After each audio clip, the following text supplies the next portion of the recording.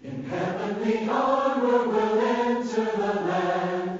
The battle belongs to the Lord. No weapon that's fashioned against us will stand. The battle belongs to the Lord. As you know, we have been, over the last few weeks, studying out of the book of Judges, which may in some regards seem like a bit of an odd place to get a lot of sermons out. When's the last time you heard a sermon series on Judges? For me personally, never grew up with any, anyway. I don't know. But I hope that we have found out that there are a lot of great lessons to be found here, and I think specifically lessons that are especially useful in our own day and time. And here's why. One of the resounding messages throughout the book of Judges is that all these things that occurred were happening because every man did what was right in his own eyes. And that actually ends up being the very thing, I suppose, that goes on still in our own world today, where, boy, everybody's just pretty much doing whatever they want to do.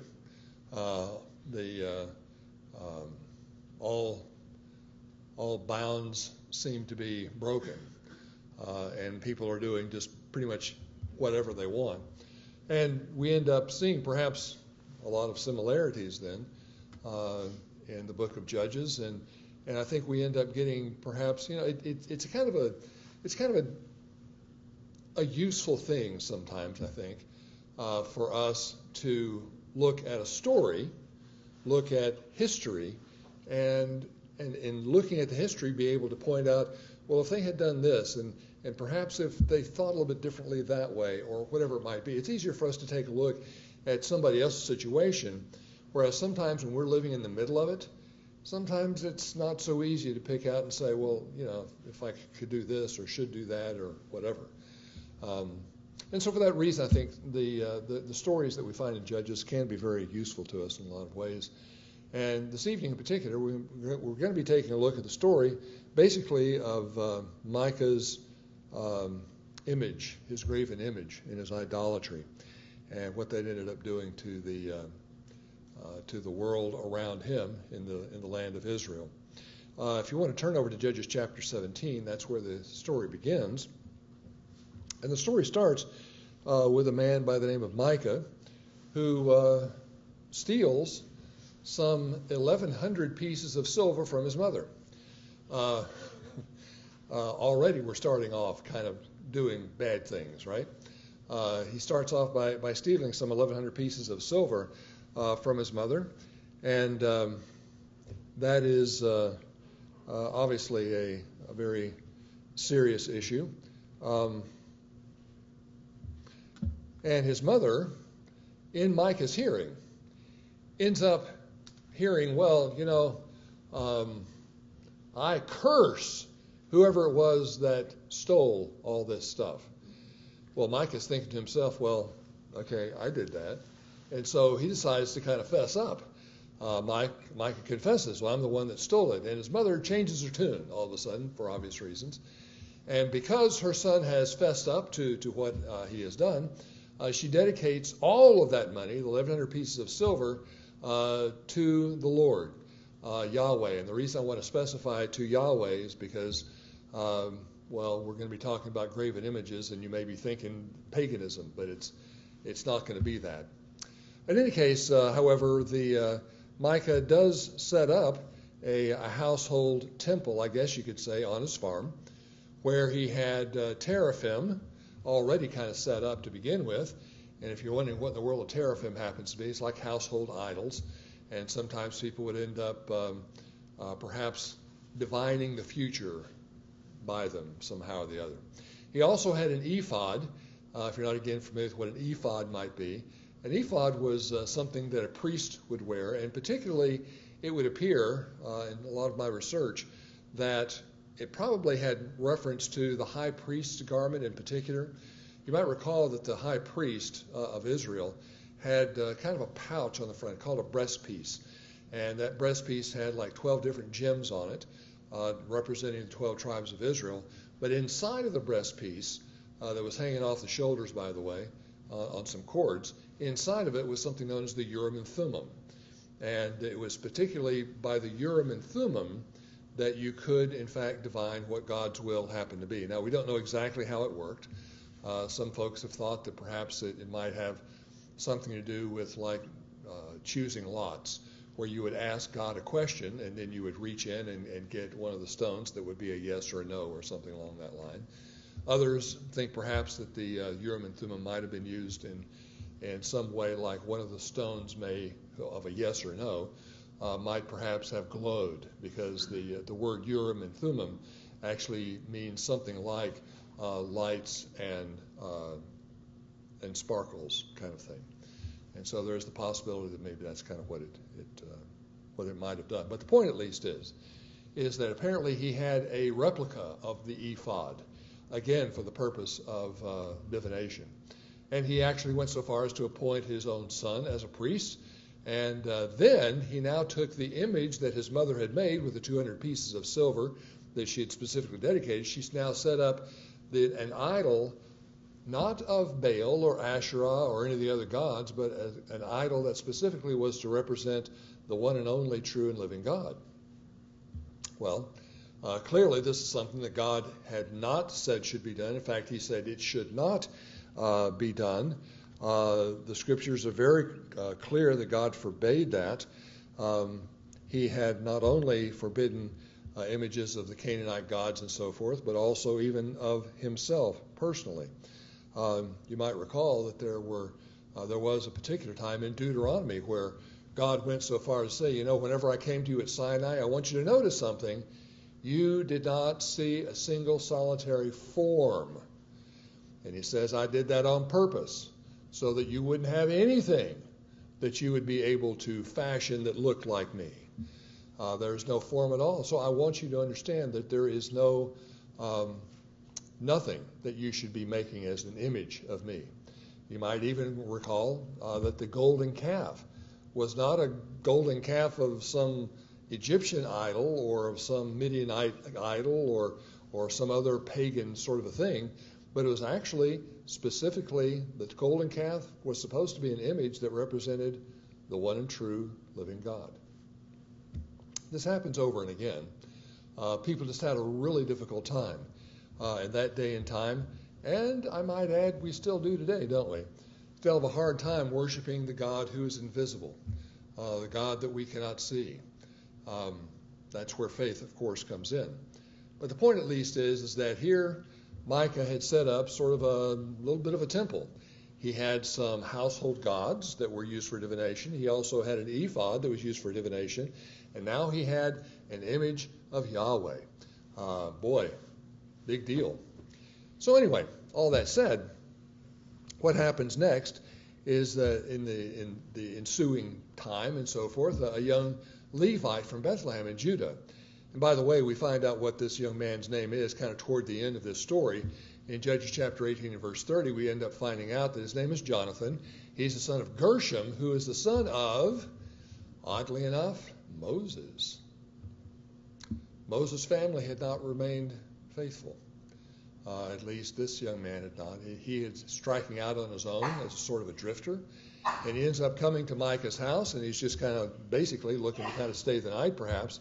But Micah actually ends up offering him a job as a priest to this forbidden temple. Why was this a forbidden temple? Well, because God had been very specific, again, that the place to worship him was always going to be the tabernacle or the temple. Or to put it more specifically, the way that God actually says it in the Torah is that where my name dwells. And what that means basically is where the tabernacle is, where the Ark of the Covenant was to be kept, where the sacrifices were to be made. And that's the only place that was appropriate to have a temple. And yet, Micah had his own little private temple over here with his own image of God there and divination. Well, anyway, he offers this young man, Jonathan, who is a grandson, as it were, of Moses, and basically says, so, want to be my priest? And Jonathan says, okay, I'll do that. And so now Jonathan this grandson of Moses, has become a priest in a temple that has actually been forbidden. And Micah actually makes an interesting statement here. He says, "Now I know that the Lord will prosper me, seeing that I have a Levite as priest." Isn't it interesting? He had set up a forbidden temple, put in a forbidden image, but he figured it was now legit because there was a Levite. He had forgotten about a whole lot of stuff that God said was part of the pattern, but because he had gone ahead and obeyed a piece of it, he figured that everything was okay. Well, sometime later in the story, some other things happened. The Danites, who kind of lived kind of in the, well, their allotment was kind of in the dead square middle of Canaan. But the problem was that there were more Danites than there was area. Part of the problem was the Danites themselves. They had not been able to drive out the Philistines that were there, and as a consequence, some of them didn't have a good place to settle. It was too small for them. And so what the Danites had decided to do is they decided to send out some 5 spies from Eshtaol and Zorah. And if those two names sound kind of familiar, well, it's because we took a look at them last time we were talking about Samson. Samson was, in fact, from this very same spot. The circle there kind of shows you where Eshtaol and Zorah are. But there are 5 spies that are sent out from that particular area. And on their way, as they are going along, they come to Micah's house. And they recognize Micah. They recognize Jonathan, my mistake. And they decide that since he happens to be a priest, and this is sort of a makeshift temple, hey, let's go inquire of the Lord, they said. We want to find out whether or not our journey is going to be successful. And so they go ahead and they ask, so how's this going to turn out? And Jonathan basically says, go in peace, go your way in which you're going. The Lord has your approval. The Lord approves of what it is that you're doing. So the truth is they did go ahead and they decide to go north, and they find a town actually north of Israel that is relatively undefended and is a good spot. It's a spacious land, and the name of the town was Laish. And this is actually the gate of Laish that is up near, what is now known as Dan, the city of Dan. But this is actually the gate of ancient Laish. This is all mud brick. That's the only wall they had around them, which would have then therefore made it rather easy to break through. Stone's a lot harder to break through.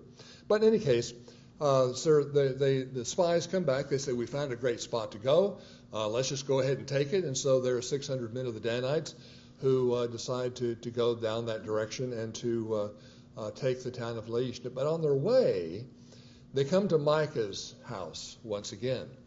And there, they actually steal Micah's image. You know, this is one of the problems with having an image of God. They can be stolen. As if somehow the other God can be stolen, or God can be somehow the other confined, and he's now my God and not yours anymore, whatever it is. In any case, they decide to steal Micah's image and the ephod and the household gods, and they invite Jonathan to become their priest up in Dan. They say, isn't it better for you to become a priest for an entire tribe than for just one small family?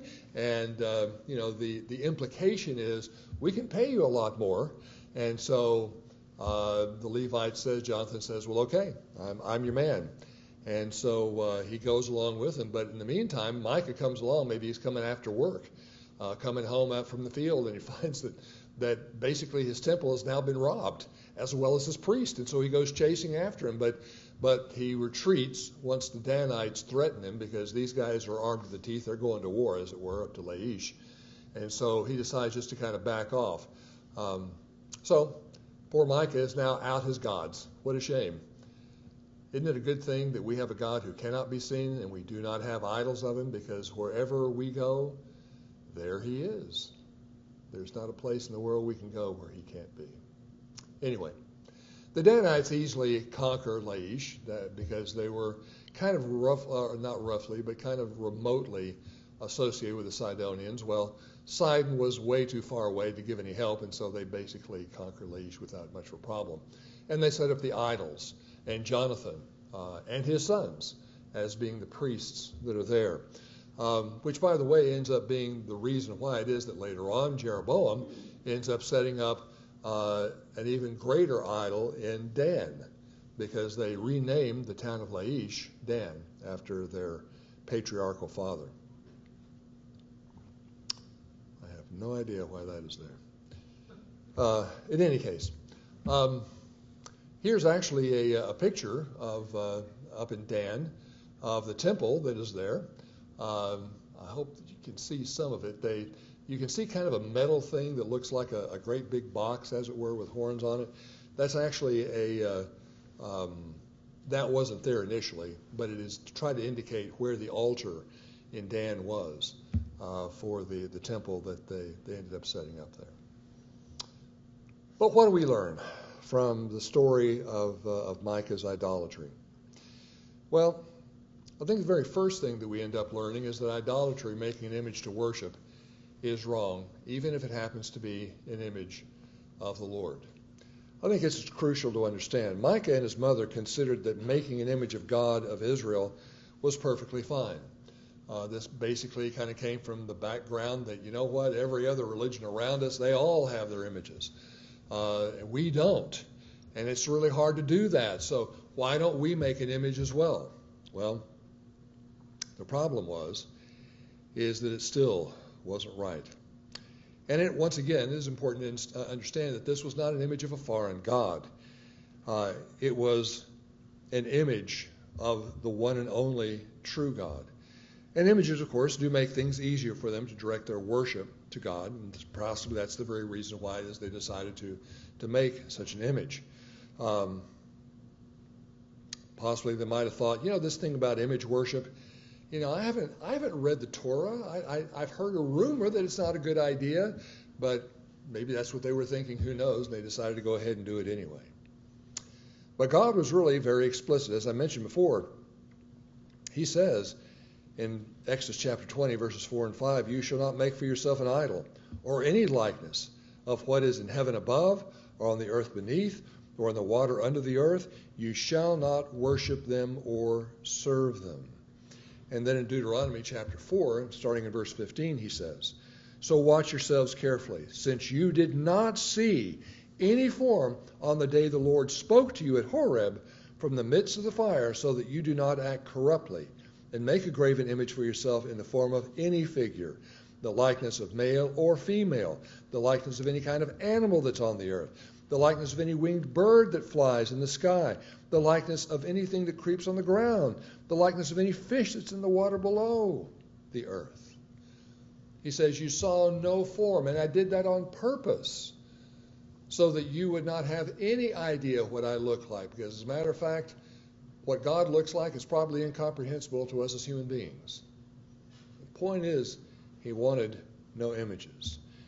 And the New Testament itself likewise teaches us, little children, guard yourselves from idols. This would have been important even among the New Testament people of the first century. For you see, they were surrounded by idols as well. But it's something important for us to keep in mind as well. Certainly there's a lot of religions around us in the world that do in fact use images. Hinduism, of course, would be one of them. But there's even some Christian religions that end up using images as well. It's important to keep in mind God has said no. And if God has said no, and has said so explicitly as he did here in Deuteronomy especially, then the answer has to be no. We cannot do it. And by the way, as we're going to talk about in just a moment, idolatry can be much more than simply an image of what God looks like. Because you see, sometimes our idols can become things like greed, materialism, sensuality, whatever it is that we might want to try to prioritize and make important, super important in our life. Those are the things that we need to be careful about and not make idols of. But I think it's also worthwhile noting that idolatry also ends up leading to other immoral behavior. Things like theft, sexual sin, rebellion, and so on. In the biblical history we looked at today, The Danites' idolatry led them to theft and violence against a fellow Israelite. That's what the Danites did. They decided to attack, to first of all, steal images for Micah, and then they were so violent that they were just about ready to kill Micah, and that's what caused Micah to back off. Now in Romans chapter 1, starting in verse 21, we can also see the Apostle Paul saying this: "For even though they knew God, they did not honor him as God or give thanks, but they became futile in their speculations, and their foolish heart was darkened. Professing to be wise, they became fools and exchanged the glory of the incorruptible God for an image in the form of corruptible man, and of birds, and of four-footed animals, and crawling creatures." And then, just a little bit later on in Romans chapter 1, he says, "And just as they did not see fit to acknowledge God any longer, God gave them over to a depraved mind to do those things which are not proper." And from that point forward, if you're familiar with Romans chapter 1, you know that Paul now goes into a long laundry list of everything from sexual sin to rebellion against parents, just the whole world of sinful things. And if you take a look closely at what it is that he's saying essentially that the idolatry that men started with ended up kind of being almost the seminal moment in which sin just really kind of bloomed forward and busted forth. That ends up being something that we need to take care to remember as well in our own lives. While a whole lot of things in this world may end up leading us to further sin, certainly it would seem, according to what we can read in Romans chapter 1, idolatry ends up kind of leading the pack. It's what can end up causing us in so many different ways to sin. This idolatry, as I had mentioned earlier, is not always of images of supposed gods or even the real God. Paul calls, as I mentioned before, even greed to be idolatry. But it can be anything that we prioritize as more important than God. The advantages, quote-unquote advantages, of such idolatry is that they don't require right behavior of us. So, anything that we want to do can be okay. Anything that we want to do in service to greed or materialism or sensuality is all okay, because our God says it's okay. But that's not true. The real God is a God of righteousness. The real God is a God of truth. The real God, to him it makes a difference what we do and how we think, how we act. Consequently, Christians must reject all idolatry, not just the kind you might find in Hinduism, not just the kind you might find in the Catholic Church, but all idolatry of all kinds and varieties, because idolatry ends up being a seed, as it were, of all manner of sins. Thirdly, I think it's worthwhile to notice in this story that larger evil often comes from smaller false doctrines or acts of evil. In our story, Micah had a personal idol. It was for his family. It was for, just for him, his mom, whatever wife and children and so forth he might have had. It was for them. And perhaps they might have thought, what difference does it make? We don't want to go all the way to Shiloh, which is where the tabernacle was at that particular point. We'd rather just stay here. Wouldn't God be pleased with that? That's kind of what they were thinking, I suppose. But the men of Dan took that idol and made it a much larger sin. But it didn't just stop there with the men of Dan. You might recall also that just a little bit later in Bible history, there's a fellow by the name of Jeroboam who became king. And because Jeroboam was afraid that perhaps Judah and Israel might get back together again and he'd be out, or dead more likely, he decided to change a few things that became known later on as the sin of Jeroboam. And one of those things that he changed was the place of worship. He changed it from Jerusalem to, guess where? Dan, as well as Bethel. And by the way, he also decided to use an idol, even though God said don't do it, and there was no idol in Jerusalem. He decided to use an idol. Where do you think all that idea came from? It came from the Danites, who had already established their temple in Dan. And where did that idea come from? From Micah's little private temple. Sometimes small sins grow much larger. It's worthwhile noting that we must also be aware that our small, insignificant sins can oftentimes give permission to do the same, and perhaps much more, to people who are looking to us for direction. Parents, the small things that you do may end up being larger sins later on in your children. Bosses and managers, the attitudes and ways that you handle people that are employed by you, the things that you say and do might just end up becoming much larger in their lives if we're doing the wrong things. The influences we might have on friends, the brothers in Christ that we have. We need to be aware that what we do, what we say, may be insignificant to us. It's certainly not going to be insignificant to God. But we may think, what harm is it going to be if I just do this little thing? Except that if it is discovered, it becomes bigger and bigger and bigger. I don't know if you've ever thought about it historically speaking, but great false doctrines or even serious enslavement to sin comes from small things. For example, among like 3rd and 4th century Christians, because of the fact that there were so many people that were sexually addicted, it kind of became widely accepted that sex, there's just something wrong with sex, even between husbands and wives. But that particular false doctrine became ultimately the doctrine of original sin, became ultimately the doctrine or the rationale behind infant baptism, and ultimately and finally became the rationale behind celibacy for the priesthood. Salvation by faith alone, which was something that Luther taught, ultimately became a rejection of baptism and discipleship. Or salvation by works, on the other side of things, became the sale of indulgences and the minimizing of sin. It's really not all that serious.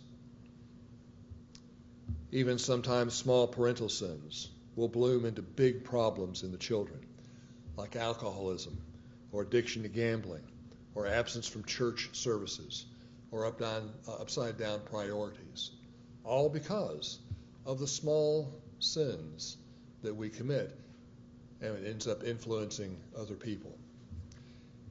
It's really something that we easily use for justification, but it is simply not true that there are victimless sins. Quite often, despite the fact that we may think that they're all very small, they do hurt other people and sometimes have the effect and the ability to hurt a wide range of people, because sometimes things happen, just like with Micah's case. A small family temple became a temple in Dan, became a corruption of all of Israel's religion in the sin of Jeroboam. Lastly, among the things we can learn here is that portions of right worship don't make the worship acceptable to the Lord. It needs to be completely right. Micah and the Danites all thought that worshiping the right name with the right priest made all the other things that they were doing that were wrong perfectly okay. The truth is, it did not. Despite the fact that they were worshiping Yahweh, despite the fact that they had a Levite, that did not make okay the fact that they were not worshiping in Shiloh at the tabernacle. That did not make anything right about the uses of an idol. It'd make all the rest of it right. And yet that's something that, again, if we're not careful, we can human beings can very easily adopt. I've got this particular part right, and so, okay, if I'm off a little bit on some of the rest of it, it's still all okay. But that's simply not true. The same principle applies today. Many religious groups are under the impression that because they worship the God of Abraham and they worship Jesus as his son, the changes that they have made to the pattern of the New Testament are all right, but they are not. Faith alone is not good enough. It does not cover up the necessity for baptism and obedience. Occasional communion rather than weekly communion is not okay. Instruments rather than a cappella is not okay. Hierarchy of leadership rather than God's congregational pattern is not okay. Female leadership of the church rather than male leadership is not okay. Loose morality rather than righteousness is not okay. Substituting man's wisdom rather than God's wisdom is not okay. Traditions of men in the place of commandments of God is not okay. False doctrine is not okay. Yeah, you're worshiping the God of Abraham, Isaac, and Jacob. Yay. You're worshiping Jesus as a son. Okay. But it doesn't justify the rest of it. Small obediences don't justify major disobediences. Important to know. We please God by our faith and obedience to all, the sum of His Word, the S-U-M of His Word, rather than just the S-O-M-E of His Word. The overall lesson this evening probably could very easily be, I suppose, nutshelled in this passage out of 2 Timothy chapter 1, verse 13. Retain the standard of sound words which you've heard from me in the faith and love which are in Christ Jesus. Again, one of the things that we see time and again in the book of Judges is the reason for all of these problems is because every man did what was right in his own eyes. That is what caused the cycle of Israel's sin repeating itself again and again. That was the reason why it was that idolatry was kept alive and the seeds of paganism were sown. That is why Moses' family was compromised and corrupted. And it is God's word that is the standard. We need to retain that standard. And we retain the standard, by the way, by first of all knowing it, reading it, and knowing it. We also retain the standard by teaching it, and teaching it only, not man's wisdom, not man's doctrines too. We retain it by means of living by it, and by it alone, and not the standards of this world. That's the way we retain the standard of sound words. My question this evening is, have you retained the standard in your life, or have you been doing what is right in your own eyes? You see, it is really very easy to slip into doing what is right in your own eyes. It's easy to justify it. It's easy to become callous to it. But to be saved, we must return and keep God's standard. God's standard of doctrine, of right and wrong, of worship, and even of becoming a Christian. This evening, in thinking about some of these things, perhaps you've been sort of living by the standard of what's right in your own eyes, and not necessarily by the standard of sound words that's found in Scripture. This evening that happens to be so. I want to encourage you to change that in your life. Come back to the Lord. Make Him your priority. Make Him the one that you follow. Make His word what you live by. This evening, if you have need to respond, we encourage you to come forward while we sing. Heavenly armor will enter the land. The battle belongs